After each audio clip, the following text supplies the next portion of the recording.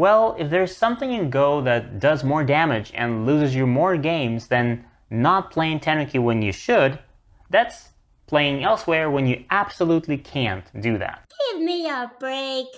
You keep contradicting yourself. My head is not big enough for this. I know, it's confusing, right? But that's exactly what makes it so much fun. It's feeling this balance, being like a tightrope walker. And it feels like some madman science, but with a bit of experience, you'll learn to tell this difference. And in this lesson, let's sum it all up into a few standard game situations where playing Tenuki is simply not an option. We should probably begin with the most obvious case of responding to a move that threatens to destroy all of your territory or Moyo. So if you find yourself in a situation where all of your all of your nuts are in one basket, and you have this one giant territory and your opponent makes a move that threatens to steal it, you're not going to let it happen, are you? Suppose we're playing this game as black. This was Sun Rensei on the right. Black was trying to build a big Moyo, and it turned into a huge territory. White has many territories of all shapes and sizes, and black only has this territory here. And now, white plays this move. So, Nutcracker, do you want to defend this territory now, or do you want to eat this delicious cookie? See, you are losing this game because you came to the lesson and you're hungry. Go ahead and eat something and we'll continue. If we play elsewhere now, white is gonna keep on jumping inside. And then again, and all the territory will be destroyed. Actually, when you're thinking of playing elsewhere, there's a good question you can ask yourselves to help you make a better decision. And that is, can I Tenuki twice? Here, let me show you what I mean. It's very important not to allow black this corner enclosure for free, and we have accomplished that. Now, if you don't want to run with this stone right away, that's fine. You can Tenuki, and you can play somewhere else. Let's say right here. And if black plays here, now we should be prepared not to save this stone, but to play Tenuki yet again. Playing Tenuki twice, you see? You play one more move somewhere there, and black gets another move in this corner. Yes, the corner now belongs to black, but we get yet another, already third move in a row, somewhere else.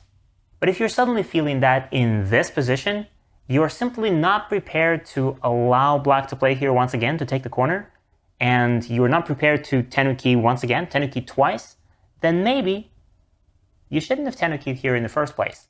Maybe you should just save the stone right away. This is possible too. Now, let's go back. So, if you're even thinking of playing Tenuki in this kind of position, then you should have two moves somewhere else that will be bigger, combined, than the two moves that white is going to play here. So, for example, if you Tenuki now and you play something like this, and white jumps inside, then you should be prepared to follow through with your plan and try to invade further. But of course, white is not going to ignore this and keep on jumping and destroy all of this giant territory. So like I said at the beginning, when white plays here, it's a no-brainer. We don't want to let white inside, so we defend the territory. The second point, and this is where you need to start paying attention, is this situation here. I know it doesn't look like much, but it's exactly this peculiar stone combination that can be placed anywhere on the board. It can be vertically, it can be in the corner, on the side, in the center, and it's responsible for gaining or losing the advantage locally in so many game situations. You see, it doesn't matter whose turn it is here, but you have to continue playing. If it's white's turn, for example, then white will probably want to play here, and now white is gaining influence, white is pressing black down, black is under attack here. If it's black's turn, then black will play something like this, and now black is gaining influence, territory, and white is under attack. It becomes even more important if white already has a stone like this. Now this black shape becomes even more fragile and black really needs to respond here now. Otherwise, white will Hane. And now it becomes very difficult to manage these two stones. They only have two liberties left, so if you want to save them, then probably playing something like this, or here, which is the same. And now white has a very powerful weapon at his disposal, the double Hane. What do? Just Atari and capture the stone like this. But now, of course, white will respond here and capture these two. This result is clearly better for white. This black's Tenuki is a good shape, but the white shape is clearly stronger and more powerful. So if we can't capture the stone, we need to try and live here. Just connect. White has to connect. And now we can Hane. White can't play this again because we can just Atari and capture, but white can just extend. And after this, black is forced to make 2 eyes. Just look at this. Black has 2 eyes, but is black happy? Not really. White has a very powerful wall that's facing the entire center, and black only has 2 points. Playing a sequence like this one only once can easily lose you the entire game, and that's why it's so important to respond here right now. Play something like this, not to get sealed in. And the same stands true for this shape here. Black also needs to respond here. Otherwise, white will Hane, and it becomes very painful for black. This is what we call Hane at the head of 2 or 3 stones. If you can play it against your opponent, you have to do it immediately. And if he threatens to play it against you, you need to avoid it. You can't play elsewhere. Now, suppose we have a shape like this one in the game. It's black's turn. Black is a lot stronger here than in the shape that I just showed you. Black has territory in the 3rd and even the 4th line. So what do you think? If you're black here, would you Tenuki and take a big point somewhere, or would you play something locally? I know, this black shape seems to be a lot stronger, but don't be fooled by this. Playing here is just as important as ever. And if you don't play anything for black and you take a big point somewhere else, then white will Hane. And again, after a Hane, white can play a double Hane. Very unpleasant. Black can't even fight here properly because black simply doesn't have enough liberties. So if black tries to cut or do any funny business here, then white will simply connect, and then white will threaten to Atari, and then capture the 3 black stones. So black can probably still connect, and white will connect here. And this result is devastating for black. White's influence is everywhere, and black's territory has shrunk to a few points. And now let's compare and see what happens if black plays here first.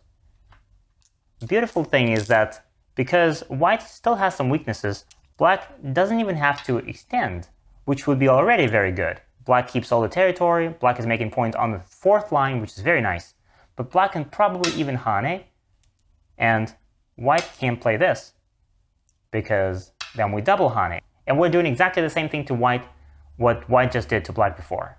And the same shape problem that happened to black before is now happening to white, because if white tries to cut and fight, black will connect, and any Atari will result in Atari and capturing the 3 stones. And now to give you an even less obvious example of this shape, let me show you this very common modern opening. Black plays a double 3-4, and white takes star point twice. Now a very fashionable corner enclosure, and white approaches the corner. Next, black pincers, trying to use the power of the corner. White jumps, and black jumps. And at this point, it's actually okay for white to counterattack the pincering stone, play something like this. Why? It seems quite dangerous for white because the white stones are all split apart, but white has the power of the Hane at the head of 2 or 3 stones in his back pocket. So white knows that if black starts to run and play something like this, now white can push once. Black needs to respond, right? And white will push again. Black has to respond. And again. And after this, maybe we can peep like this to make black heavier. And now white is counterattacking. Now it's the 3 black stones that are under attack here. Did you see what just happened here? With those 2 moves, black was trying to avoid a Hane at the head of 2 and 3 stones, while at the same time making quite a nice territory at the bottom. But now let's see what happens if black doesn't care about this proverbial Hane. Let's suppose that white decides to push here first and pincer later. So white pushes once, black responds, white pushes, and at this point black thinks that this is not so important, and black saves this stone. This looks very nice for black, right? Wrong, wrong, wrong, very wrong, because now white gets a chance to Hane at the head of 2. And as always, after this there's a double Hane. If black descends, white can even play here because the shape here is so weak. By the way, if you were black now, how would you resist in this unfavorable situation? Where's the next move? Don't be confused by the word resist, because Black can't really resist here. If Black tries to cut and extend to fight, this fight is becoming less and less favorable for Black here. White will jump, and if Black tries to jump and attack these groups, then White can push, and what can Black do now? If Black blocks, White will just capture, and even if you make this shape, White can Atari, and something will collapse here. These two stones at least will be captured. So the only resistance Black really has here is to make this shape, which is very important to remember, and allow White to connect. So we played a move that seemed very nice and allowed White to Hane at the head of two stones, and White has a huge advantage in this game. By the way, you can also watch these lessons on our platform, gomagic.org.